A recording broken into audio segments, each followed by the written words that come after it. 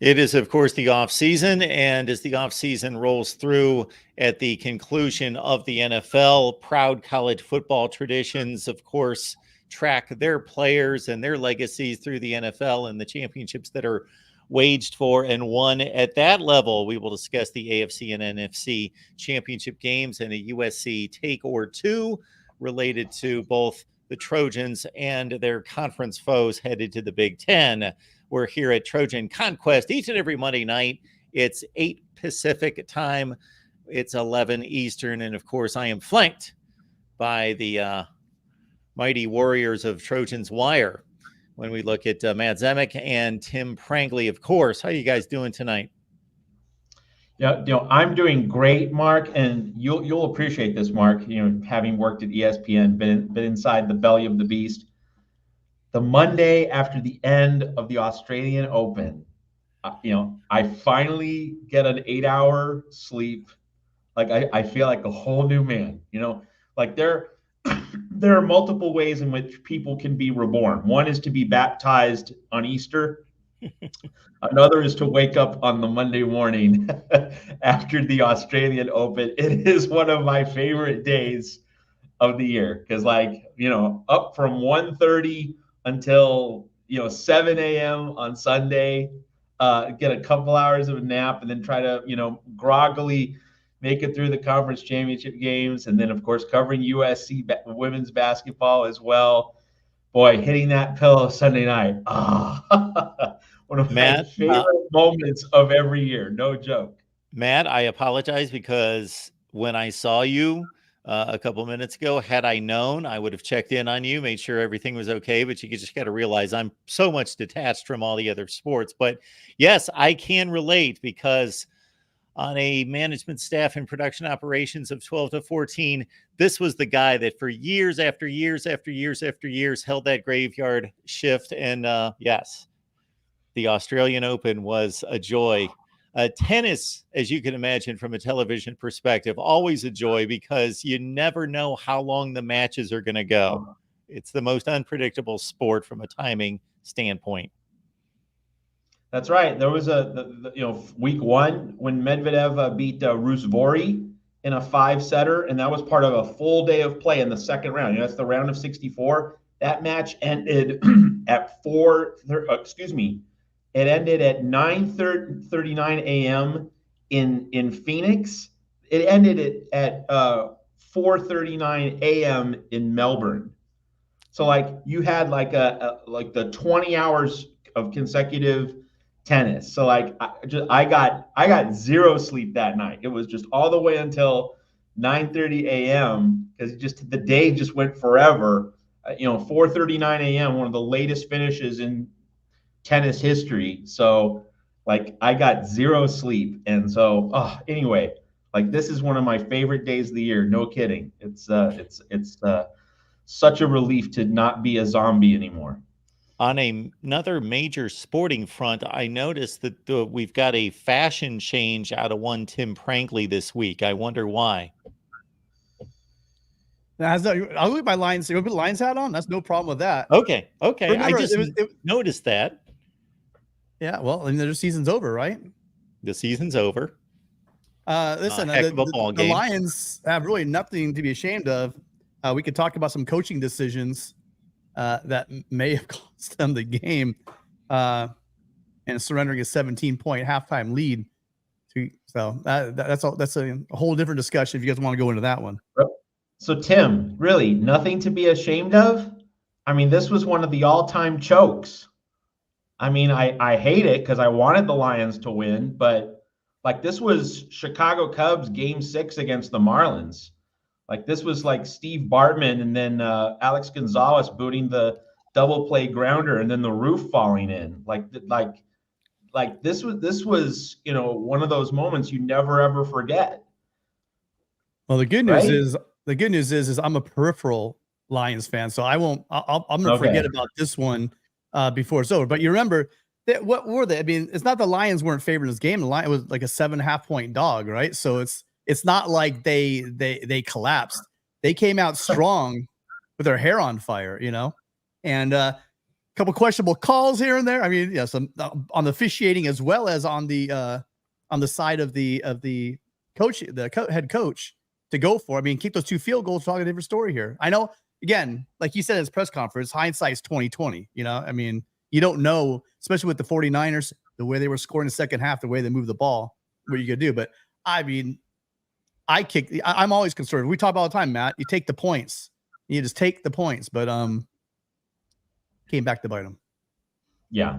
And folks, we're going to be talking about USC stuff in a moment, but we're kind of doing our warm-up segments before we hit the main USC topics of the day. And I think this, like, we're all football fans, and this is a pretty central football stuff. And I'm fascinated whenever I'm on Twitter, and I'm sure Mark is fascinated whenever he's doing a show, at just the range of comments. And these situations keep coming at us year after year, game after game, and it's just fascinating to track kind of the evolution of fans' views of these kinds of situations. And like I generally view myself as a pretty aggressive guy, going for it. You have the ball, they don't. You can't score without the ball. Like, you fire that extra bullet on 4th down. In general, I'm in favor of that. But there's always limitations. And the point I made on Twitter Sunday night when I was interacting with a lot of people during and right after that 4th down decision midway through the 4th quarter by Dan Campbell to go for it on 4th and 3 at the 30, eschewing a 48-yard field goal. My analogy is this. In sports betting, let's say you have like an 8-leg parlay, all right? First 7 legs have hit.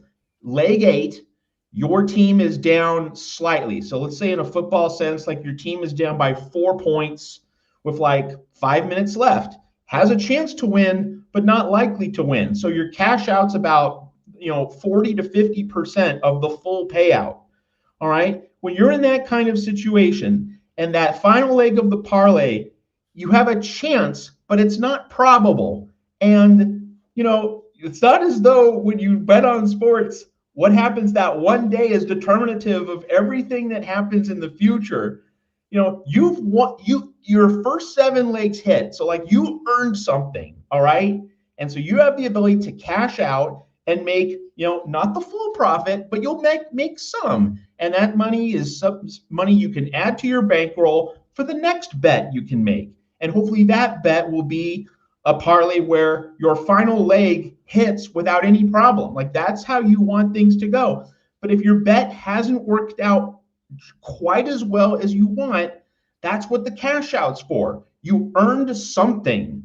Take that, bank it, save it for the next day. Like, that's how sports betting and sports bettors generally work. Like, you would like that 8th leg to hit cleanly, perfectly, without any stress. You would have wanted, like, if you had the 49ers as the final leg of your parlay, you would have wanted the 49ers to go out to a 21-0 lead and smooth sailing, and like, that's it. But sometimes that final leg of a parlay doesn't quite do it, and you could get it all. Like, you could get that crazy wild finish, but most of the time, if your team's trailing with like 4 minutes left, probably going to lose. So do you take the 40% profit, or do you go against the odds and try to go for the whole thing? That's the analogy for Dan Campbell with that field goal. They had driven down the field far enough that they had earned a tying field goal. Because 48 yards, that's where an NFL kicker should be able to make it. And this also gets into the point of people getting into just a very absolutist framework with, do we go for it? Do we kick the field goal? It shouldn't be that way. It should all be about context. It should all be about the specific details of the situation. We talked a lot about this in the Oregon-Washington game with Dan Lanning, and going for it on 4th and 4 as opposed to 4th and 1, and going for it in the red zone as opposed to going for it at the 35-yard line. Like, all these details matter. If you're eschewing a 48-yard field goal as opposed to a 55-yard field goal, that difference matters. If you're going for it on 4th and 3 versus 4th and half a yard, that's supposed to matter. And so people get into their silos. Like, I am generally a 4th down, go for it guy, but I think there are limits, and I think that the distance of the yardage to make and the distance of the field goal, that's relevant. And the other piece of context that the people were sending me the go for it versus field goal algorithms, the percentage expected win probability of each move. And you're like, I get that. And that's one helpful research tool. But what the algorithms never tell you, what about the game flow? What about the larger situation? The Lions choked. They allowed 20 straight points. This was a team in free fall. You kick the field goal not just because you can tie the game and you're no longer losing.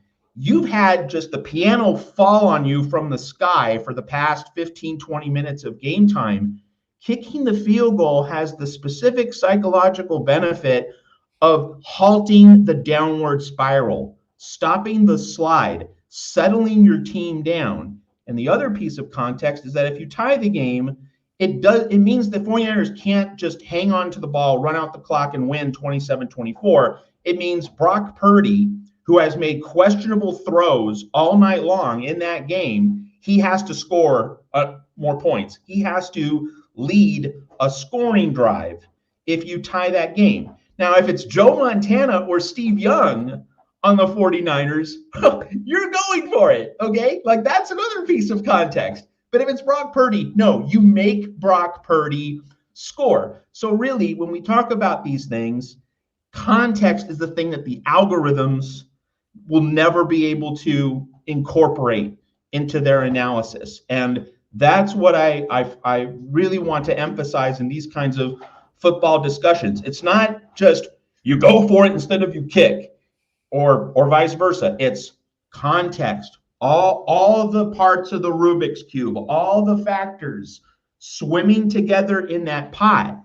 And in that situation, the collection of factors just very severely, in my mind, pointed toward kicking the field goal. If we had a different pot of factors, might not be the same thing. So, a lot of people are going to say aggression is bad, hyper-aggression is bad, the analytics guys don't understand it. That's not the takeaway. It's that you always have to weigh specific details of unique situations. That is the thing. And sometimes the aggressive play is actually not the best play. Usually it is, but not always. So much to support here, and also so much to counter. A lot to go to here. So as Matt made the point, the analytics are an extremely useful tool for anybody who's under the age of, let's say, 30 or 35 years old that hasn't been watching football for that long compared to some of us here on the panel. Let's understand that years ago, the coaches were way too conservative. They bypassed all sorts of very calculated risks from game to game. It was just lock and step to punt on fourth down, regardless of down and distance, until you just absolutely had to go for it. So we have this useful tool called analytics. But to Matt's point, the analytics do not tell you the quality of your offense, your offensive line, especially in a short yardage situation, let's say under 3 yards, doesn't tell you the quality of the defense, the momentum of the game flow, how much you trust your quarterback, all those things. It also, I think people get into the mindset in that kind of situation that if you go for it on 4th and 3 and that you get it, that you've automatically scored a touchdown. No, there's no guarantee just because you made it to the 27-yard line that you're going to score a touchdown. It's probably still only about a 65 maybe % chance that you're going to score a touchdown after making that first down. It's not 4th and goal versus going or a field goal. You're still out there 25, 30 yards away from the goal line against a really good defense. So that's not a guarantee. And then other bad things can happen trying to cover that other 25 or 30 yards. So that's another aspect in this as well.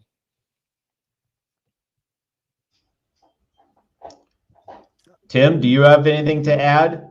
No, you guys, we're so off. Yeah, it's a great conversation, but again, I wore that hat for my dad. I'm not a Lions fan, so to be honest with you, I love the NFL, but I was really watching that game, to watch Amon-Ra St. Brown. That's really what my interest in that game was. It's a great story. I've got family in Michigan, but beyond that, I seriously wasn't riveted to the TV, to be honest. But, as a football season ends, we have just one more football game of consequence before we have the very long, cold, hard off season to go through. It's just, it's worth thinking about these things when we get into college football at the start of 2024 and how we process all these situations, because, the way people thought about college football in the 1980s was necessarily unavoidably different, in terms of the strategic dimensions, and then how different football became in the mid 2000s when you had Rich Rodriguez and you had other innovators beginning to change the sport, Chip Kelly beginning to change the paradigms of how college football was played, the sense of what was possible. And now here we are in the 2020s, and we can see like the progression over decades of how differently we process the sport. So it's just good to have these kind of check-ins, right? It's good to see where we stand on these various strategic components. And like, we have fundamental philosophies, but there's always a time where you have to amend, adjust, maybe sometimes even give up your philosophy. But the when and the where and the how, it's worth picking apart a situation like this in a live football game, because we're not going to have a lot more live football until late August. Do we know, before we get to this question or whatever Tim's pointing at here, do we know what the USC investment is in these championship games? Meaning, how many USC players are participating on these rosters that played in conference championship games? Well, Talanoa Hufanga and Drake Jackson were both on the Niners, but they were both injured. So, clearly the USC family was rooting for the Lions, if only because Amon-Ra St. Brown was active and the Niners Trojans were inactive. So like that definitely tilted it to the Lions. And then I'm not aware of Trojans in the AFC Championship game. Juju Smith-Schuster won the Super Bowl with the Chiefs last year, but he didn't stick with them. So Nelson Aguilar is on with the Ravens. That's Ravens. Right. Yeah. I think that might be it, really. Yeah, I do not see anyone on the Chiefs roster with USC. Yeah. All right. Appreciate y'all being here at the Voice of College Football. This is our weekly USC show, Trojan Conquest Live. Tim's here, Matt's here. They make it go. They are the experts. I simply am along for the ride. We do a Big Ten Live show every Friday night at 7 p.m. Eastern time. So USC fans, I know it's a change of mindset and pattern and everything, but you are Big Ten fans now. So join us on the Big Ten show, Tim and myself, on the main channel Fridays at 7 p.m. Eastern time. And again, every day at Trojans Wire with Matt and Tim. Earlier today, Jen Cohen, athletic director, I don't know exactly where she spoke or where these comments were taken from, but she did address USC's NIL initiatives, and I have not looked at those comments to see what she had to say. That Matt, was, I think they're from the 247. Ryan Abraham site did an exclusive interview. It was an amazing interview. She didn't really come out, and I mean, to me, it didn't seem she came out. Things we didn't already know, but a couple of interesting things she said that I enjoyed hearing was her to flat out say, "Hey, look, there's some people that are not doing this the way it's supposed to be done. We are, she was talking about a clarity as far as what the roles of the coaching staff will be able to do. That there's going to be rule changes. Like she says, I believe in the summer, that will line up to let the athletic departments know what real actual roles that they can get involved and more involved in the conversation. So you don't end up in situations where the NILs, giving money to guys, coaches want some other, so there's more alignment between the two. So I think that's going to become a reality.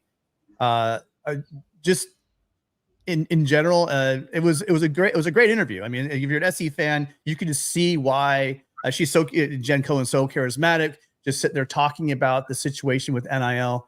And she went into also, I mean, I found it more interesting when she started talking about the athletic facilities, and what the timelines on those were.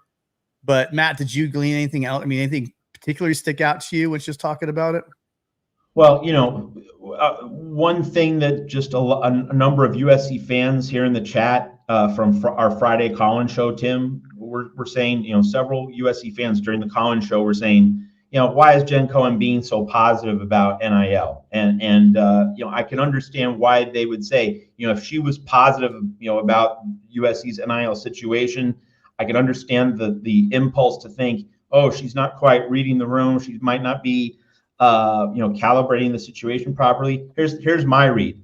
Like, she's not going to trash the NIL program publicly. Why would she do that? There's no incentive. There's no real reason for her to do that. Of course, she would publicly say that the NIL situation's in a good place.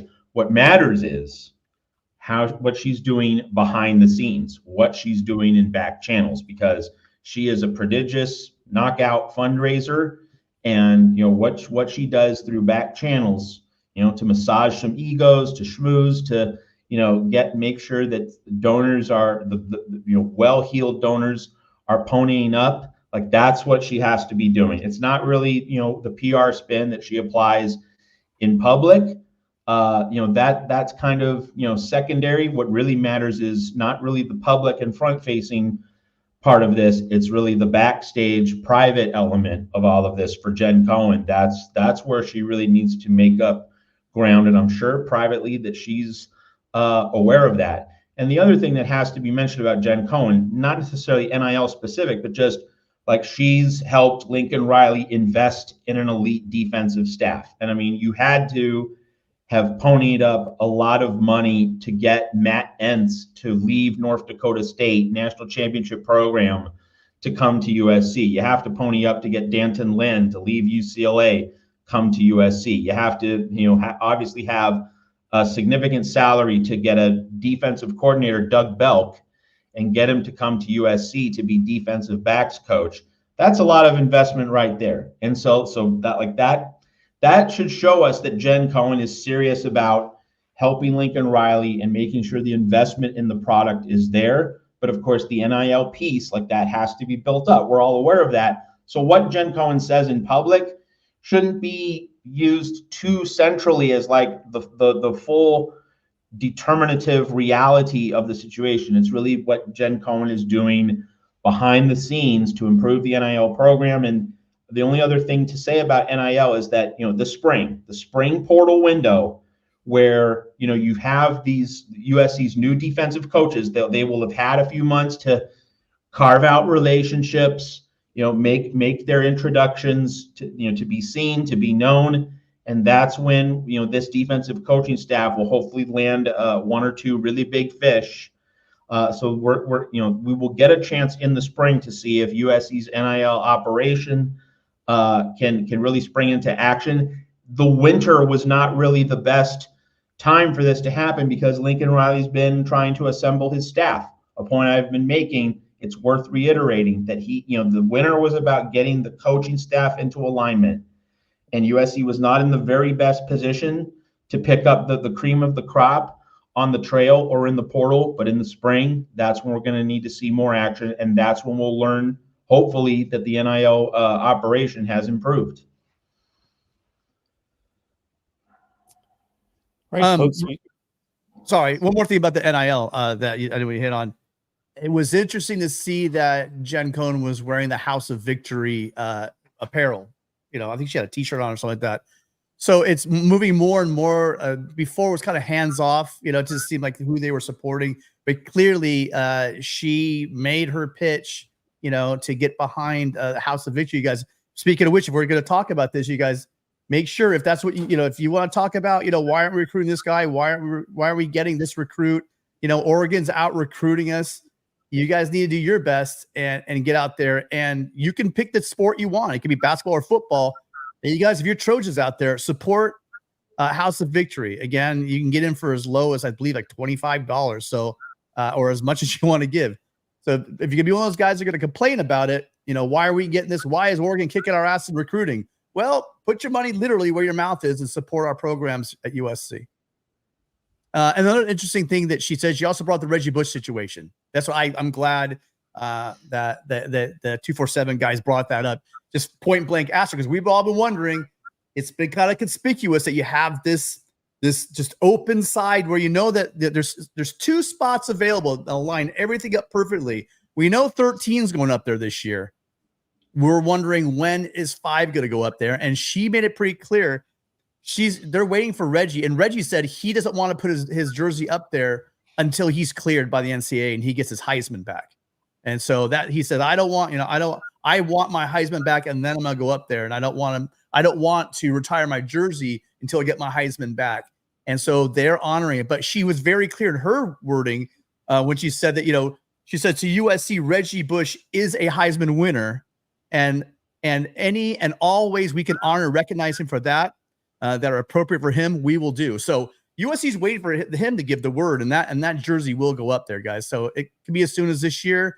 We just got to figure out if the guys over at the NCAA can stop being ridiculous, or the people that Heisman trust can stop being cowards and change their stupid little rules that they have, because Reggie Bush won that thing on the field. 90% of the public, unless you're an LSU fan or probably now an Oklahoma fan or UCLA or Irish fan, everybody wants SC to get this thing back. Reggie Bush should get it back, and it's just a matter of time. Well, I'm completely neutral on the topic, so I don't want him to get it back. I don't want him not to get it back. I don't care. So that's my position. I don't give a damn. But what I would like is justice to be served. So I'm not prepared to take on this conversation right now, but I would love to hear the full display of why his transgressions get forgiven after a certain point in time. So anyway. Well, yeah, but here's like the hypocrisy of all this crap that we're sitting here talking about. Does Johnny Manziel have his? I would love to. There's probably a couple really wholesome guys out there, but if they got a Heisman trophy, they all got money. Almost all of them got money. This idea that, well, Reggie Bush this, Reggie Bush that. Reggie Bush, they're holding against him. It was a marketing agent. He didn't get money to come to USC. He got money to leave USC. And when you have the Supreme Court of our country saying, hey, that's illegal. You can't tell people they can't earn money. What is the NCAA to say? You know what? Our rules are more important. Yeah, but it was a rule back then. Well, if it's illegal now, guess what, NCAA? It was illegal back then. So maybe you should change your rule, because it was an illegal rule to begin with. Wow. Then we need to undo a lot in college football. I can think of about 8 other cases that need to be overturned, and beyond that. So there are a lot of wins that need to be reinstated and players that need to be reinstated, which of course we can't do. Terrell Pryor, come on back, play 2010 with Ohio State and don't go into the NFL supplemental draft. And a 12-1 Ohio State football team doesn't go 6-7. That's the first one that comes to mind for me. But yeah, there's a lot of things that it's always been capricious, Mark. It's always been capricious. There's lots of schools. Look at Penn State.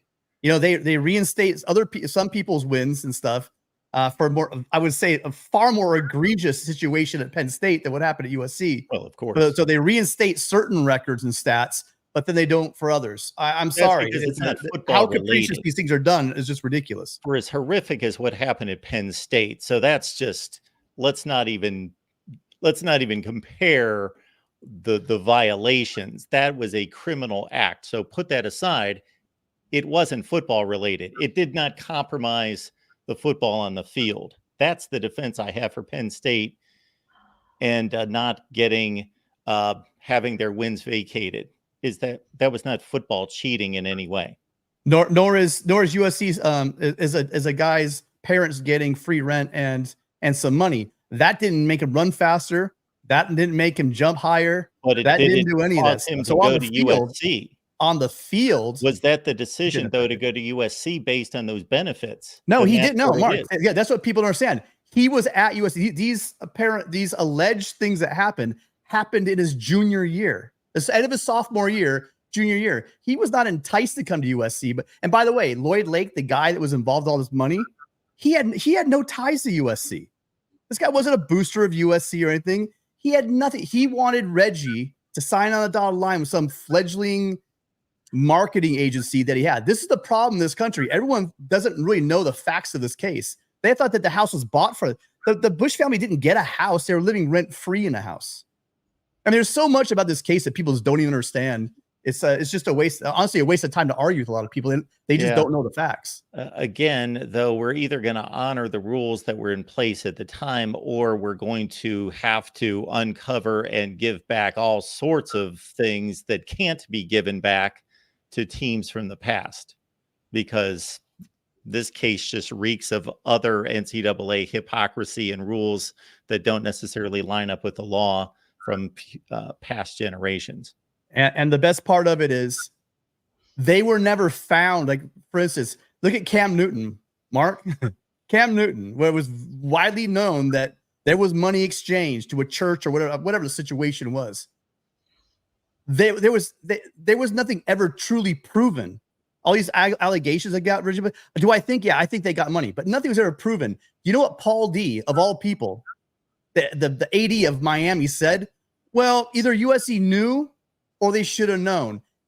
And then it goes to court because Todd McNair, who was thrown into this thing, unfairly, he says, hey, you just took my livelihood away from me, and on these trumped up charges that have nothing to do with me. And the NCAA quietly settled out of court for millions and millions of dollars to keep it all hush-hush. So we want to talk about the rules were broken and this was what happened. We don't really know what happened, Mark. And as far as the NCAA infractions committee to say, well, USC should have known, they didn't prove that USC knew. So again, the whole findings, it's a fascinating thing. Maybe one day, we should talk about it, because they didn't prove crap. They just said, well, it just doesn't smell right. We're going to believe this felon over everybody else. Yeah, I would be open to have a special on this situation, because I would learn. I'm sure 90% of it I've forgotten, because, again, I don't have an emotional investment in it. And it's been 20 plus years ago. And of course, at the time I was following it, reading up on it, knew much more of what was going on, and would like to restore my memory and take a side. But and I'll tell you what, nothing pisses me off about this than this topic, because well, I know that, so it would make for good content as well. And then I just want to make sure that we are not saying because everybody speeds, I shouldn't have been caught speeding. No, the rule was it is illegal in this country to not allow people to earn money on their name, image, and likeness. It's illegal. And so the rule back then was founded on things that are illegal. So how do you stand by a rule that was illegal? I just want to say, Adam, why should I speak when Tim is absolutely nailing it? Like, I'm just ceding the floor to the guy who knows the inside details of that situation better than I do. So, Adam, like, sometimes you just defer to your superior partner at Trojans Wire. Okay. And really, if we want to point the finger at Reggie Bush, the guy is like 19 years old. His stepdad is the one dealing with this felon. Whatever. I don't want to say his name even. I think I did earlier, but I don't want to say his name. And literally, there are members of the NCAA. Because let's face it, folks, this is a USC channel, so I'll say it. They couldn't beat us on the field. So they took us down. Period. And I'll leave it there. I would only add that Paul D then ran into a big scandal in Miami. Oh, yeah, that's what I mean. The hypocrisy. Came down on USC. Yeah, really. Should have known. Hey, Paul. Also, the other thing about cheating and penalties in sports that every Los Angeles sports fan can agree on is that the Houston Astros cheated and weren't punished nearly severely enough. Yeah, that's for sure. Although they get a nice welcome every time they come to a stadium, I'll tell you that. Michelle Tuve. Anyway, hey, Tim, so your graphic, it's 4851, I believe. 4,851. Yeah, I know. I keep, but I still got to get Reggie up there. The number's wrong, but so Tim, when you do your Friday Cohen show, that should be 4855. Okay, we'll get it. 4855. Matt, you're the only one that knows this. If you be, no one will even know. So, yeah, just have a high number up there. I'm your editor, so it's my job to keep tabs on you. Fair enough. Eric, thank you so much for the question here. Hey, Matt, Mark, and Tim, what is up? I want your thoughts on this. I feel that Lincoln and the staff needs to go into the inner cities and recruit in all the major cities, along with 4 and 5 stars. For me, I think that, with moving to the Big Ten, one of the things that was part of USC's last recruiting class, and it's something that's continuously part of USC's recruiting efforts now, it's national recruiting. And I think that, if there is a point of emphasis for USC in the coming years, it's really to get more from Southern California, because we've seen so much talent leave the state, leave the Southern California region. I think retaining Southern California talent is more important. I think that's a big reason why, one, D'Anton Lynn, UCLA, having coached at UCLA, he had already established a basis, of relationships with local high school coaches. Eric Henderson, having worked with the Los Angeles Rams, surely he's a known entity in the coaching community in Southern California. So I think there's an awareness that USC needs to do that, but also, go into the SEC. Hey, with Oklahoma and Texas going into the SEC, there's more competition than ever for players, among SEC schools. So USC jumping into that, that's important. And I can't tell you how many times, I have our third writer at Trojans Wire, Don James. He focuses just on recruiting, and I'd say half of his recruiting stories, and he does usually 100 stories a month. So I'd say 40 to 50 of his recruiting stories every month involve one of Georgia, Florida, or Texas. That's a lot of USC recruiting activity is occurring in those states. And I can just say that based on, my recruiting reporter, just covering all the offers that USC makes, all the visits that USC makes, all the recruits that have their top 10 or top 8, lists of finalists. Players from Texas, Georgia, and Florida are comprising a lot of the players that Lincoln Riley and his staff are trying to make a move for. So inner cities, I don't think city versus suburbs versus, more rural, less populated areas. I don't know how you, split that set of considerations, but I think, USC has to be a national program, but I think retaining Southern California talent is a place where the Trojans haven't locked things down as fully in recent years as they should have. So it's really a multi-pronged reality, and I think USC is at least trying to make the effort. And I would say, ultimately, Eric, getting better quality coaches was the main thing that had to be done. Get my guys to the NFL. Tim makes that point all the time, and he's right. Parents want to have coaches and a program that are going to get their sons to the NFL. And USC has finally invested in a defensive coaching staff that's going to do that. And with Alex Grinch and Dante Williams, there was a lot of lost time, a lot of lost credibility. So, USC's kind of playing catch up here, but I think we're now seeing the right decisions and the right priorities being manifested. And the defensive staff that they have put together, especially, really has footprints all over the place. So you want to talk about Doug Belk? He's from Alabama. Henderson, the defensive line coach, he's from Louisiana. Played his college ball at Georgia Tech. Obviously we have a bunch of guys that have Texas roots on the coaching staff, and then you have Entz in the Midwest. He's been up there, North Dakota State. He's been recruiting that area forever. Sean Nua was at Michigan for a while, so he knows that Midwest footprint as well.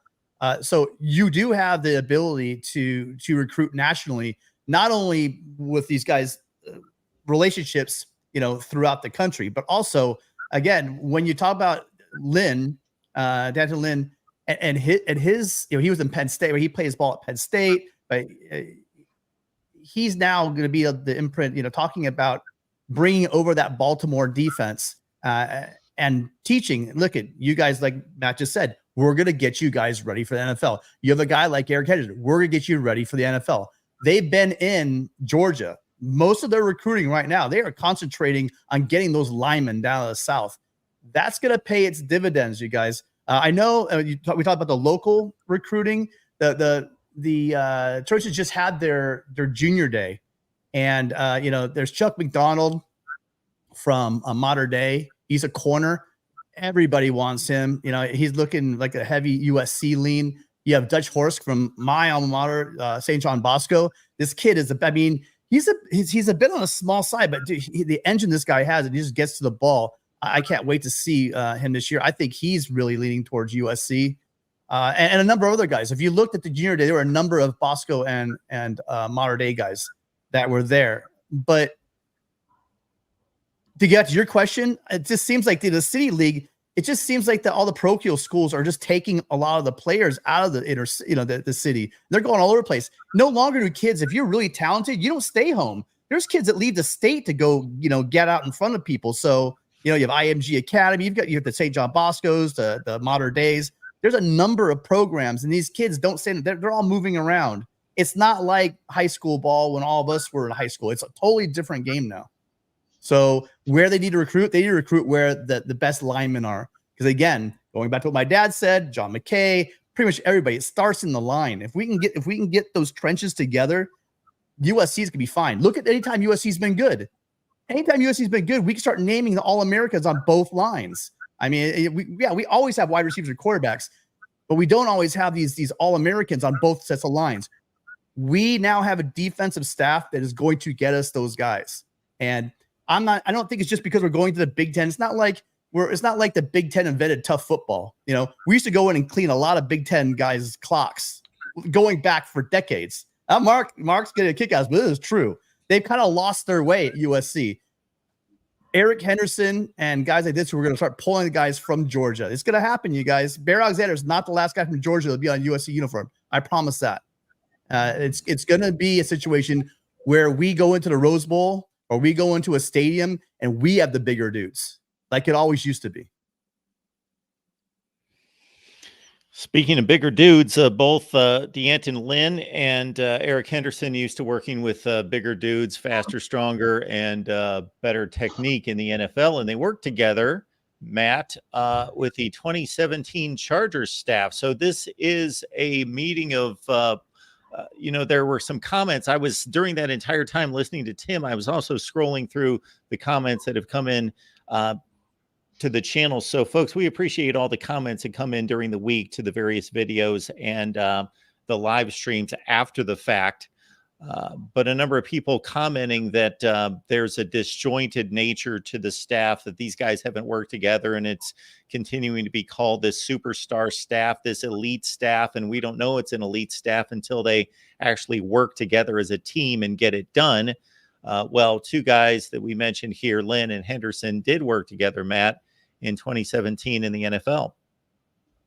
Yeah, really good story from Luca Evans of the Orange County Register. He talked to colleagues, the other people who are on that 2017 staff with the Chargers. Anthony Lynn, D'Anton Lynn's father, was the head coach. Gus Bradley, longtime NFL defensive coordinator, currently the defensive coordinator for the Colts. He was interviewed. He was the defensive coordinator for the Chargers on that 2017 staff. So a lot of interesting quotes, takeaways. A couple things. One is that there was an anecdote about Eric Henderson developing like a project, on the Chargers, way down on the depth chart, and turning him into a successful NFL player. I forget the name, but like he developed someone, who was completely off the radar. And so the fellow coaches on the Chargers 7 years ago say that, he has a player development gift that not many other coaches have, that he's able to maximize talent. He's able to squeeze potential and effort out of players at a level that they didn't see with the other guys on their staff or with a lot of other, lower tier assistants in the league. So like they identified him as a rising star back in 2017. And obviously what he's done since then has, affirmed that. So like that makes me really excited in terms of like, oh, this guy's going to develop players significantly.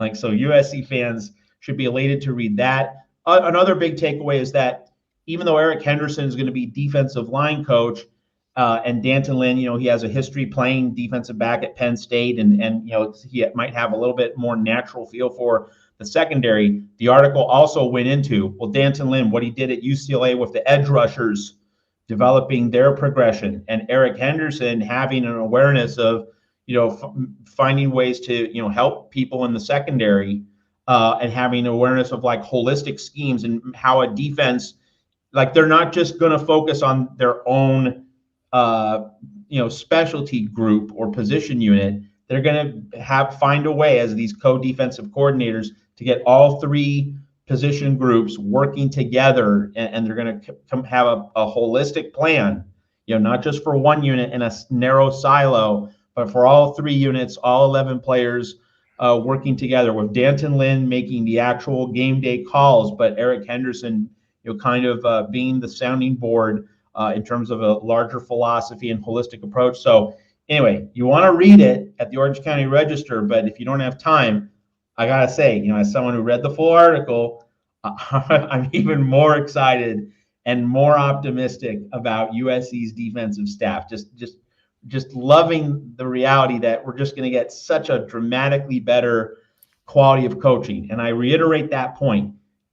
Coaching is not just going to be better, it's going to be exponentially better. And that really is the hope for USC in 2024, that the leap in quality of coaching is going to be so great, so dramatic, that it's really going to lift this team by orders of magnitude. And that's how USC can have a successful 2024 season. Folks, Tim and Matt have done a remarkable job here on the USC channel at the Voice of College Football. We go live at least twice a week. So we've got our tent pole driven into the ground on Monday at 8 p.m. Pacific time. And then also at 6 p.m., Matt and Tim get together. That's on a Friday night for a big call-in show where your calls are center stage. And then, of course, if there is breaking news, we get to it as soon as we possibly can, and videos posted throughout the week. But remember, we've got bonus content. Matt and I have delivered 13 choice cut, as Matt likes to say, choice cut segments. And I just have a great time every time Matt and I get together. And there's a variety of USC topics. It's all USC related. But many of them are topical in regards to the landscape of college football, what's going on with realignment, with all the various topics, 12-team playoff coming, of course, this season that we relate to USC. We draw from historical references and tie it to the present and future. And again, great conversations, Matt, myself, 13 of those available when you become a USC channel member on the top 2 tiers here at the Voice of College Football. And I'm always ears, you guys. If you have any ideas, so I'm scrolling the members. We got some great members, and I still need to update the last 3 that have joined. But if you guys have ideas out there, if you've ever done maybe some events or whatever on other channels, hit us up. Let us know. You can always leave us a direct message at any one of us on Twitter. We'll get back to you. I always respond. I'm sure these guys do as well. So if you have any ideas for the show or any criticism or just ideas for us, especially when it comes to membership, because if you guys are going to give your hard-earned money, we're damn well going to make sure we earn it. So make sure you let us know what you'd like us to do. I mean, we're not trained monkeys. So we're not going to do anything you want. But I mean, we are open for ideas. And my favorite show, I will say, is the Friday show, because I get to talk to you guys and hang out with you guys. So if you guys can figure out a way we can make that happen on a membership level, you let me know. Absolutely. And of course, let's see where the tote board stands for the channel subscribers. 4937. We are 63 away from the magical 5,000 number. Yeah, so we've kind of hit a plateau, folks. So if you're out there and you haven't subscribed, go ahead and do us a solid. Hit that subscribe button. That way when we're going live. Matt, we got to start going live randomly just to keep some people on their toes, I think, because I think we're becoming too predictable.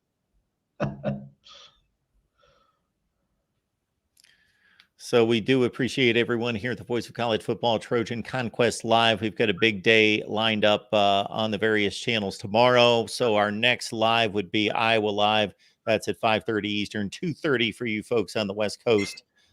Get acquainted with your Big Ten rivals, brethren, whatever you want to frame it. However, again, we've got our Iowa and Nebraska shows on Tuesday evening. All right. Any other topics we want to hit on? It's been a light week. Yes, that's okay. That it is is all right. Oh, Tim, we lost you.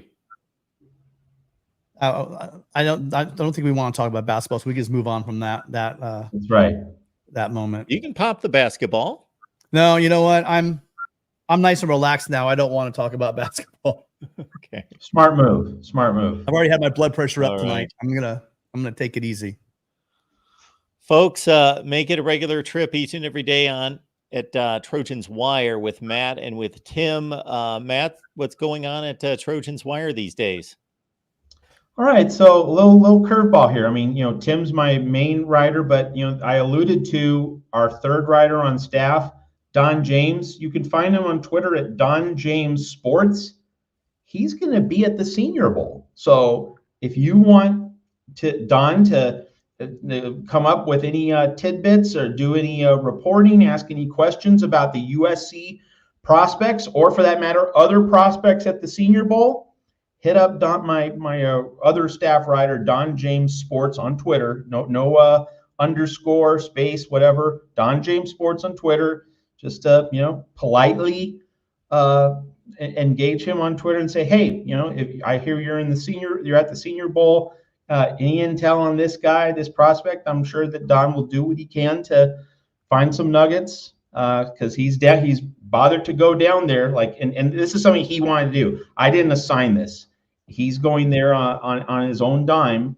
But since he's down there, you can hit him up and ask him about prospects. So that is going to be something unique in the next several days at Trojans Wire. Excellent. And yeah, no relation to the dog father at the University of Washington. Getting that in the chat. Went through my mind and a lot of other people's minds. Yeah. When you name dropped there. All right, folks, appreciate you being here at the Voice of College Football. Trojan Conquest comes your way each and every Monday. That's at 8 Pacific. Join these two, Tim and Matt, this Friday at 6 Pacific. That is following our Big Ten live show over on the main channel. Then you've got a double header of Big Ten and USC football content. Again, double header live streams and call-in shows on Friday, 4 p.m. Pacific time on the main channel for the Big Ten live show. Head on over here. And again, it's a USC call-in show with Tim and with Matt. Okay, slap happy. Juju Watkins was 8 of 27. Do I need to say anything more? It's painful. But there's your Juju update. Well, she's allowed to miss once in a while. I mean, what is she? How many freshman players? So she's in. So she's human after all. She's actually human. Yeah. So that's your Juju update. I would say more if there was more positive outlook this week. If you aren't as bad as the men have been on the court with numerous injuries, but also some poor play. If you aren't getting out to Galen to watch the women's basketball team play, if you love basketball, they play a great high level of basketball. And Juju Watkins, you're gonna have a couple years with her. You better enjoy all the games you can because she is absolutely something special. Okay, so I'm being told this is Juju Lewis. I'm thinking Julian Lewis. Okay, so it's Juju Lewis. Fine. So nothing apparently has emerged at Colorado. So I'm sure we would have heard all about it if Colorado had made inroads. So neon, not we would know about it, but nothing's really emerged to this point. There is a chance that because recruiting is recruiting and it's dynamic, and they all look at playing time, they all look at the best situation from them. But he and his family have been very clear that Lincoln Riley, they want him to get developed under Lincoln Riley. Lincoln Riley has a very, clear track record of getting guys not only Heisman trophies, but also #1 picks in the NFL draft. There's no one out there who's developing quarterbacks better than Lincoln Riley, period, the end. And if he is going to pick, it's not going to be Colorado. I'm sorry. Okay. He's not going to go play. He's not going to go to the Big 12. It would be probably a Big 10 or an SEC school. Most likely, if you want to worry, look at Kalen DeBoer at Alabama over the next 8 months or so. That's something you might want to watch develop. See what's going on in Alabama. And there's always a hometown state. He's from Georgia, so you can always look at Georgia and their situation. So there is a chance that he doesn't sign with USC, but I would have to say I would be absolutely shocked if it's Colorado. Same here. Yes, there are some recruiting nuggets that are hovering just below the surface, so we will tackle that all in future weeks. Donnell Smith, thank you so much for the contribution. You as well, Jeff, thank you for that, for clarifying the Julian Lewis take. Donnell's asking, do you think USC will have a top 20 defense? Unlikely, but Donnell, I would say give me a top 40 defense right now, and I'll take it. We should do this. We should break down the offenses. So I love the Reign of Troy. You know, I love the Reign of Troy people, and I heard them talking, and Michael was talking about, look at the quarterbacks we played last year. Who's the best quarterback we're going to face next year? Would that, and I'm not going to say who they said because I think they nailed it. But you know, now don't think Big Ten. Yeah, there's your hint. Garrett Nussmeier. Is that who they were saying? Or they were saying Riley Leonard? Riley Leonard. Maybe. Then who else after Riley Leonard? Impressed. Name another quarterback that strikes fear in you. Whoever wins the Ohio State job. Huh? Whoever wins the Ohio State job. We don't play Ohio State. Oh, okay. Well, we will, but we won't play them until the championship game. So I mean, and Fafita isn't going to Washington, you know, and we play Washington, but not Arizona because Arizona is going to the Big 12. So when you ask me, are we gonna have a top 20 defense? Insert Big 10 offense joke here. That's all I'm gonna say. Matt and Mark's gonna get mad. Mark's already getting mad, but I am gonna say this: the age we're gonna fight. We are truly gonna fight the age-old debate. We're gonna see what Oregon and USC and possibly even, you know, who knows what they do at Washington, possibly Washington and UCLA, what these offenses do in the Big Ten. Or will these vaunted defenses of the Big Ten shut down the old Pac-12 offenses? The only thing I will say is that any reasonable person knows that neither narrative is complete, that it's somewhere in the middle. Number one, there's no question about that. And number two, our best indicator, now it's not a complete indicator, but when the elites play, I think it means a little bit more. And we did see two of those face in a national championship game. We also, why would I not go there? Well, because here's the thing. There's a thing called nuances, Mark. And I had not seen Penix throw that crappy in a game. I have. He played Arizona State. He also had the flu. I mean, that's again nuances, but we also watched him play that Texas defense, didn't we? When he was on, and we saw what he did. So the point to pick out one game where he was clearly, I mean, again, everyone has a bad game, and anyone that's watched Michael Penix the last 2 years play football and watched the way he threw that ball in that game knows he was off, wide open. Not when he was missing guys, he was missing wide open receivers. And then he was misthrowing to wide open receivers in that game. Well, he was just off. And we could say that, it was a great defense that he was facing.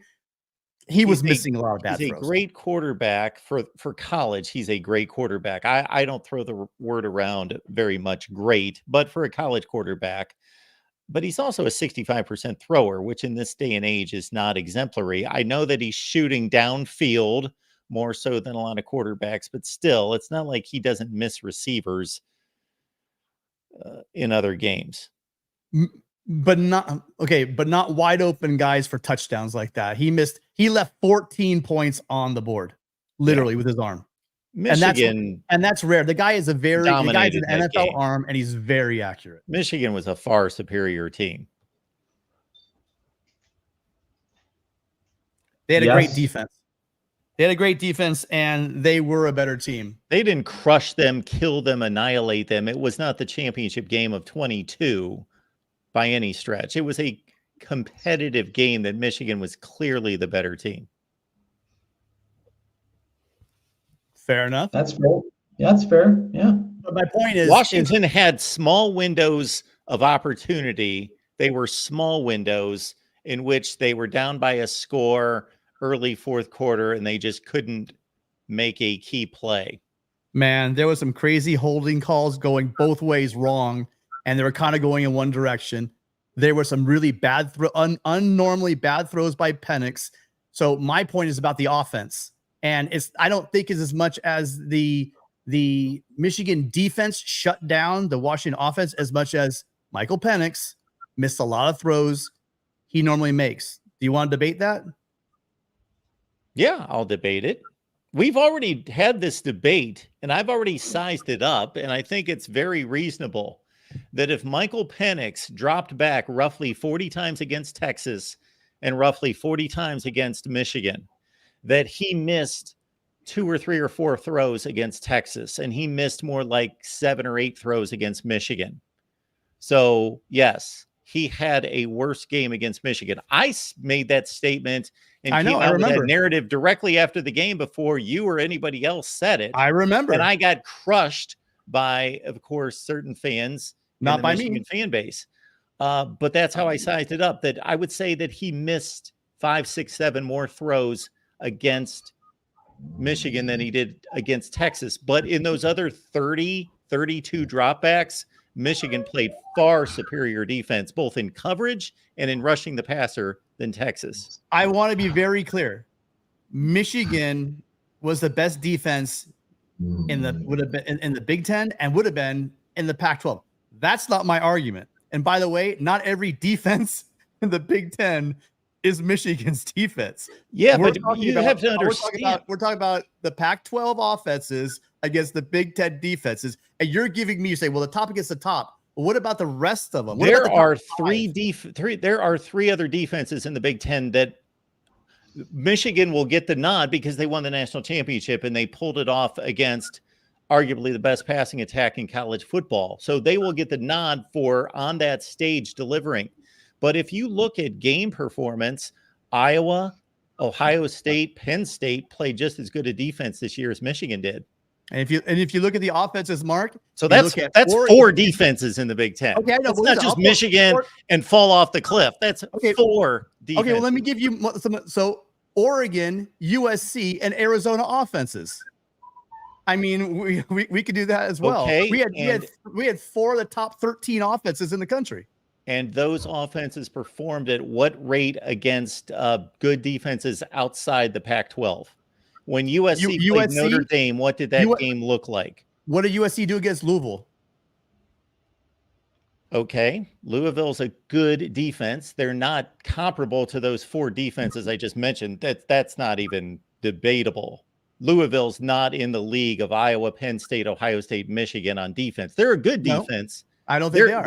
They're a Maryland defense.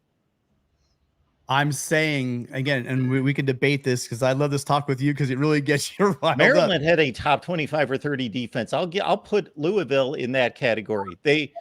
USC beat up on a Maryland type defense in that bowl game, which they did. That's what you need to do. And that's what they accomplished. And then there's also Oregon. And Oregon did what against anyone outside the conference? They've got it. Well, I mean, they trucked Liberty.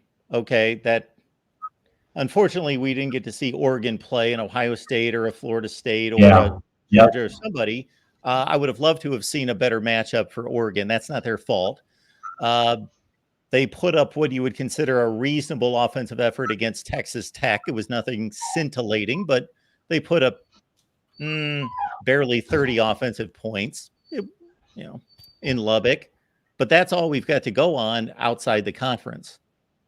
My main point, just stepping in here, Josh Henson better deliver. That's all I'm going to say.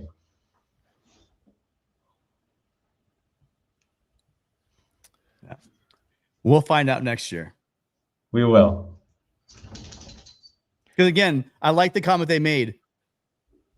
Name one quarterback in the Big Ten we're going to face next year that was anything like we faced this year in the Pac-12.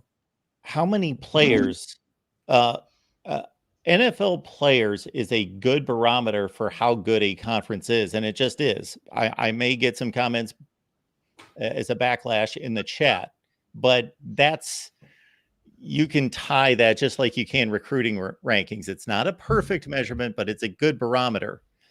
And the SEC always maintains about 350, 380 players in the NFL, and the Big Ten's next about 280, 290, and then it drops off from there. Those quarterbacks, those teams are going to face more NFL players on defenses in the Big Ten than they did in the Pac-12. That's true. Okay. Caleb and Williams, that's why Michael Penix. That's why USC's offensive line needs to be up to par, and that's really the position group I'm most concerned about. Yeah. You guys put a lot of linemen in the NFL. That's true. And other players, but sure. And it's not I'm a college football guy. It's I don't earn anything from the Big Ten. They don't send me anything. I posted a video this year at one point that said the Big Ten sucks. So I just call it like I see it. But year in, year out, there's no comparison between the Pac-12 and the Big Ten. Year in and year out. I'm not saying that there aren't years. For like the last 5 or 6 years, yes, that's true. Yeah. But you go back any farther than that, then I mean, we just saw, we're talking about the toughness of the Pac-12 and their offenses against the vaunted. I mean, look what Oregon did in the in the shoe just a couple of years back. They didn't throw that; they ran the ball on the Buckeyes. Minnesota did that the week before. Yeah, that was a bad Ohio State defense. They didn't do it like Oregon did. Oregon ran at will on that team. At will. They scored one less touchdown. Minnesota did the week before. I just watched that. Watch the week before when Mo Ibrahim was facing that Ohio State defense. He was ripping them to shreds. That was not a good Ohio State defense. That's the team that beat Utah 48-45 in the Rose Bowl. They had a great offense. They had a talent on defense, but they didn't put it together. That's for sure. Just saying. Everybody scored at will. And look, you get a new DC and things turn around. Let's see if the Trojans could do that as well. Yep. That is the hope. All right, folks, appreciate you being here every Monday. Make it on back next week. In the meantime, the Big Ten Live Show at 7 Eastern on Friday, followed by your USC call-in show right here with Matt and Tim. In the meantime, Trojans Wire each and every day. See you next time.